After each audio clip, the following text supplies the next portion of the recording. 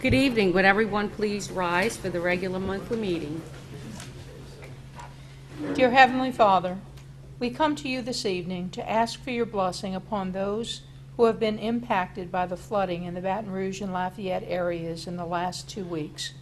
We are grateful for the opportunities that we have had to be of help to those flooded schools and school districts, and we pray that those individuals who are homeless are soon able to receive assistance that brings stability to their lives. We are also grateful, Father, for the hard work and dedication of our staff that has led to the very smooth opening of the school year, and we pray that we are able to offer our teachers and students a great year for teaching and learning. These things we ask in your name. Amen. Amen. Ms. Long, would you lead us in the pledge, please? Pledge allegiance to the flag of the United States of America and to the republic for which it stands, one nation, under God, indivisible, with liberty and justice for all.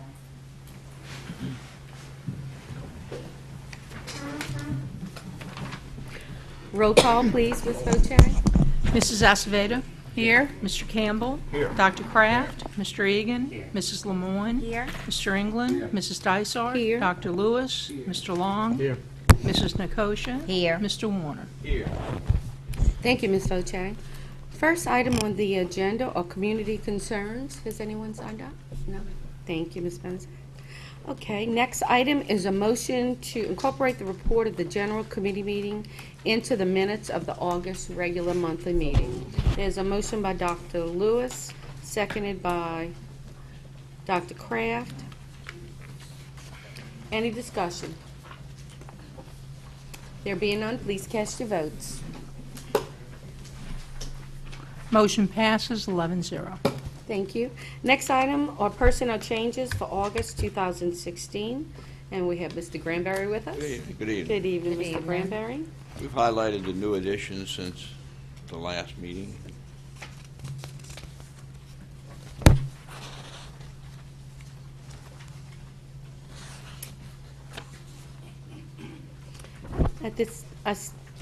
You've been busy, huh, Mr. Granberry? Oh, yeah. Very busy still. Yeah. Okay, I see we have a retiree, Mr. Ronnie Gremion with the maintenance department. Mr. Granberry, he's been with us how many years? 40? 40. 40 years. 40 years. Well, we sincerely thank him for his many years of service. He's done an excellent job with us, and he will be missed, but we want to wish Ronnie a happy retirement. You wanna add I know anything, Ms. Ms. Gremion Boche? has been invaluable in our maintenance department all these years, provided a lot of historical perspective, a lot of expertise, and we're sorry to see him go, but after 40 years, I think he deserves some rest. It's sad. He was telling me yesterday that his son has flooded, and he was going to live with his son, but then Robert flooded, and he'll be with his daughter until they get all of the restoration and renovation done. So while we may not have been directly affected, we all have family and friends that have been affected by the flooding on the North Shore and the Baton Rouge areas and the Lafayette areas. So, but we wish Mr. Gremion well, and along with Ms. Duplessis that Ms. Dysart you mentioned at the committee meeting, Joan, who will be retiring as well. So. Thank you, Ms. Boche. Yes, we did mention Joan Duplessis at the committee meeting, but she's gonna be sorely missed. She's just a very, very nice person and been a great employee. So happy retirement to both Joan Duplessis and Ronnie Gremion. Thank you. Anyone else? Okay. Thank you, Mr. Granberry. Okay, next item on the agenda is to adopt the 2016 ad valorem millages. There was a recommendation by the committee. And I guess we need to read this into the minutes, correct? I think so, and then we need a roll call. Okay. Okay. The resolution to be adopted tonight is, be it resolved that the following millages are hereby levied on the 2016 tax roll on all property subject to taxation by the St. Bernard Parish School Board. School District Constitutional Millage, 3.83 mils. School District Operational, 9.44 mils. School District Operational, 3.06 mils. School District Operational, 19.39 mils. And School District Debt Service, 5.50 mils. Be it further resolved that the proper administrative officials of the Parish of St. Bernard, State of Louisiana, be and they are hereby empowered, authorized, and directed to spread said taxes as hereinabove set forth upon the assessment roll of said parish for the year 2016, and to make the collection of the taxes imposed for and on behalf of the taxing authority according to law, and that the taxes herein levied shall become a permanent lien and privilege on all property subject to taxation as herein set forth, and collection thereof shall be enforceable in the manner provided by law. The foregoing resolution was read in full. The roll will be called on the adoption thereof, and the resolution will be adopted by the following votes. And this is to certify that this will be, this copy is certified, foregoing, and a true exact copy of the resolution at the board meeting held on August 23rd, 2016, at which meeting a quorum was present and voting. St. Bernard Parish School Board, Parish of St. Bernard, Louisiana, this 23rd day of August 2016. Roll call vote, please. Well, any questions or discussion? Roll call vote, please. Mrs. Acevedo. Yes. Mr. Campbell. 4. Dr. Kraft. 4. Mr. Egan. 4. Mrs. Lemoyne. 4. Mr. England. 4. Mrs. Dysart. 4. Dr. Lewis. 4. Mr. Long. 4. Mrs. Nikosha. 4. Mr. Warner. 4. Motion passes 11-0. Thank you, Ms. Voce. Thank you, Mr. Fernandez. Okay, next item is a motion to approve the Louisiana Compliance Questionnaire. So moved. There's a motion by Mr. Long, seconded by Mr. England. Any discussion on this item? There being none, please cast your votes. Motion passes 11-0. Thank you. Next item, or items to be placed on the agenda of the next committee meeting. Does anyone have anything? Okay.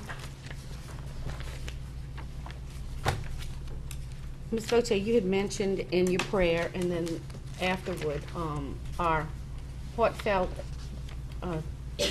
sorrow goes out to all of the people who flooded in the Baton Rouge and Lafayette area. We all feel their pain. We know what their families are going through. And I know that, you know, when we all went through it, there was so many people who came to our aid and help. And it just was, you know, it just helped heal the wounds. And it was just wonderful that, you know, there were so many people coming to our aid. And I know our school system as a whole, our community has, but our school system particularly has gone out and tried to help the victims of the flooding. Ms. Voce, if you would, if you could just fill us in on all the individual things that the school system's doing to help other school systems and also their communities. Thank you. Okay. I've been in contact with the superintendents of the school districts that have been affected by this. I've talked directly with the superintendents in East Baton Rouge Parish, St. Helena, Livingston, Central, and some personnel in Ascension Parish. They really, you know how we felt when this happened. They're somewhat in shock. Many of them, of course, have flooding in their own homes as well as in the schools, and they're working furiously to clean out the schools and to get services up and running as quickly as possible. Initially, some of our schools have helped out in efforts with other organizations within the community for clothing and school supplies and those types of items. But as we discussed it, we realized that many times, I guess in our time of need, people sent many things to us. in good faith. But many things we really could not use, did not have places to store them, did not have distribution centers, didn't have the people to sort them. We got truckloads of books, if you remember, and truckloads of things that sometimes we just had to recycle and pass on. What was most advantageous was actually the money that helped us buy the things we really needed. So with that said, what we are doing is every school is raising funds. We've had at least free dress days, jean days, those types of things, where we are amassing those funds, and we will donate them directly to the school systems, to the principals and the teachers at those sites, because they know best what they need to get back up and running. And as we know right now, the FEMA monies, as they may be coming into through public assistance to the school systems in the affected areas, it starts off with a 75-25% split. So the public entity, whatever they replace, will be responsible initially for 25% of the funds, whatever they buy. If there is enough devastation, and I think there will be for this, the president then has the authority to change that split to a 90-10, so that that school district or local governmental body would only be responsible for 10% of what the costs would be. We were very fortunate through the efforts of many of our congressmen, and in particularly Senator Mary Landrieu, to get that funding for Katrina to be 100% for school systems. And that only came through for school systems to replace infrastructure and supplies. I'm not sure that's going to be available to our neighbors in this particular event. So the monetary outlay that they are going to be responsible for will be significant as they replace buses, as they replace big ticket items in their schools. So in addition to the funds that we are raising, and every school and all of our departments are involved in doing that, we did initially send 5 of our spare buses up to Baton Rouge to help with the evacuation and moving people, and 5 of our bus drivers volunteered to drive them up, and we turned them over to the National Guard, who will be driving them. The high school, we have had interactions with sports teams at some of the high schools that are affected in loaning or giving them supplies like cleats and practice uniforms and things that we've had available. So we're doing, our kids and our employees are raising monies and providing supplies, and we're doing it directly with schools and school systems that are affected. And I do know that, Ms. Dysart, your organization, the LSBA, the School Board Association, has set up one of the GoFund accounts where they are going to be doing the same thing. They are soliciting donations. In fact, I saw a couple of your names on there when I looked with donations already, and they're trying to solicit around the country for those. And what Scott Richard has told me what they intend to do with it is in the affected areas by proportion of number of students to donate those funds to the affected school system in that split. And Mrs. Edwards, the governor's wife, has endorsed that. In fact, she sent out a press release endorsing that particular fund, as well as many others, because there are so many groups and organizations that are doing a good job with that. But I did want to mention that your organization, as you well know, the School Board Association, has taken the lead, too, in setting up that site, and that will go directly to our schools that are affected with no middleman in between. So, it's going to be a great effort at that point. Thank you, Ms. Fauché. Dr. Kraft? Yes, I talked with Scott Richard, the executive director, about a week ago, and he was wondering what to do, and we discussed some ideas. He contacted the National School Boards Association, so they're going to help send this message out, what LSBA is doing, and if it goes directly to the schools and the schools know what the students need, it will be a lot better. So you can check that website of LSBA, and if you want to donate to that, just punch the right buttons and you're on, and you'll get credit for it. Also, it'll give you a chance to make a comment relative to the damage in these 20 school systems. So when you look at that water, that doesn't leave too much that went through these houses. A lot of students, the calculators and the little handheld iPads and all that have been washed away. So they're in dire need of needing some help. So LSBA website is the place to go to get more information, and you certainly can donate through that medium. Thank you. Thank you, Dr. Kraft. Anyone else? Okay. Ms. Foche, superintendent's recommendations, please. Mrs. Dysart, you had asked at the last meeting about that report, I guess, that made the news about the school systems in the country and Louisiana not faring too well in that particular report, and you had asked me to look into it. So what I provided to you is the actual report that came out, and it was put out by a company called Wallet Hub. And if you see on the first couple of pages, that is a personal finance website, sort of like a social network for personal finance.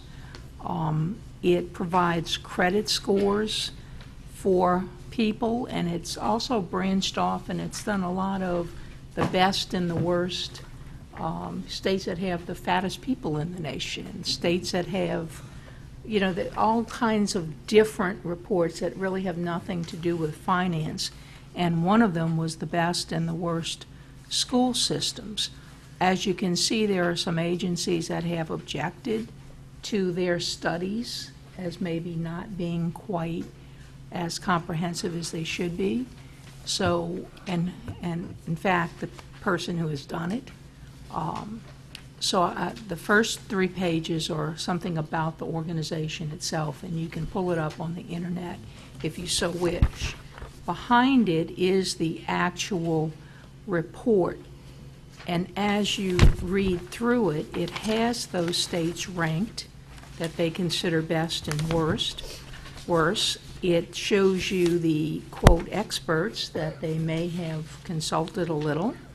And actually, the person on the last page who compiled this or put it together, you can see the author. It says on page 7 of 8, is a journalist who, I know the font is a little bit small and it's difficult for me to read as well, but he's not an educator. He is a journalist who has compiled some data, and on page 6 of 8, he lists the criteria that he used and the point system that he used. And some of the criteria are, presence of the state's public schools within the top 700 best U.S. schools. That's at U.S. News and World Report. Remote learning opportunities for online public schools. I mean, if you read through some of the criteria, some of them are, decent criteria, some are a little suspect. And then it tells you, they weighted that as 80 points out of 100, and the other 20 on school system safety as measured by the couple of criteria that you see under that. I would not put a whole lot of weight on this particular report. I mean, it was not done by an educational research center or by one of the big institutes that normally do this. If you look on the website, they compile best and worst lists of many, many different things that they have absolutely no expertise in my opinion, since this is a personal finance website that deals with credit reports and credit scores of consumers. So I would take it for what it's worth at that point. Ms. Voce, thank you for researching this and getting the information of this report. It's just a shame that the media took this and made a big splash out there about Louisiana education. And it's a shame not only for our employees, but also our students to have heard that when like you said, that this wasn't educators who did the report. And,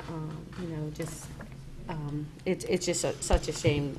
But we do appreciate you getting that information, and, this, I guess you can report, like you said, the points that they gave on the different items, like the remote schools, remote learning opportunities for online. I mean, we have online, for our students and all the technology available, but, that criteria should not be weighted at all, particularly. But anyway, we appreciate you getting that information. Dr. Kraft? Yes. It's a money-making organization. Thank you, right? Ms. Dysart, right.